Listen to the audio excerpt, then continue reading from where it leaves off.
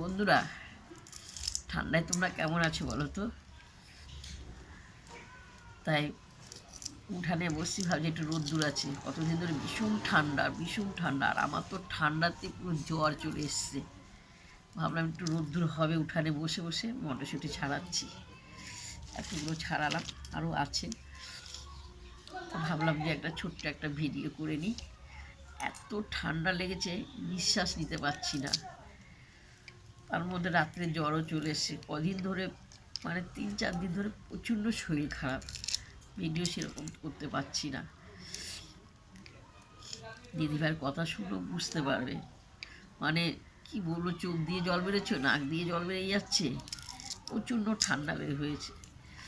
আমাদের এখানে এত ঠান্ডা যে একা ঘর, যে একটু বিশ্রাম নেবো তাও পারি না। দাদাভাই সে 4টের সময় যায় কাজে।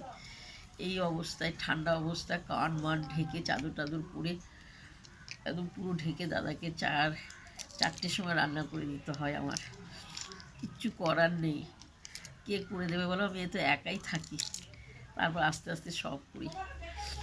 দেখো মটরশুঁটি কতগুলো, খুব সুন্দর দানা দানা। বসে বসে মটরশুঁটি সারাচ্ছি, আর ভাবছি ছোট্ট একটা ভিডিও করে তোমাদেরকে দেখাচ্ছি। প্রচণ্ড। তো তোমাদের এখানে ঠান্ডা কেমন বলবে তো? ভোর 4টের সময় উঠে প্রতিদিন রান্না করতে হয়, আমার জল ঘাটতে হয়। কিছু করার নেই। এমন ঠান্ডা লেগেছে, আমার গলা ব্যথা, কান ব্যথা, জ্বর। প্যারাসিটামল ওষুধ খেয়েছি, সর্দিটা বুকে বসে গেছে, কাশি। তাই উঠানে বসে বসে মটরশুঁটি ছাড়াচ্ছি।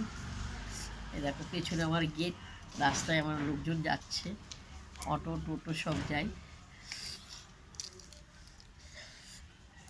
যদি তোমাদের ভালো লাগে, ছোট্ট একটা ভিডিও করে তোমাদেরকে দেখাচ্ছি। দিদিভাই মটরশুঁটি ছাড়ানো, এই মটরশুঁটি কারা কারা ভালোবাসো খেতে। মটরশুঁটির লুচি খুব সুন্দর লাগে।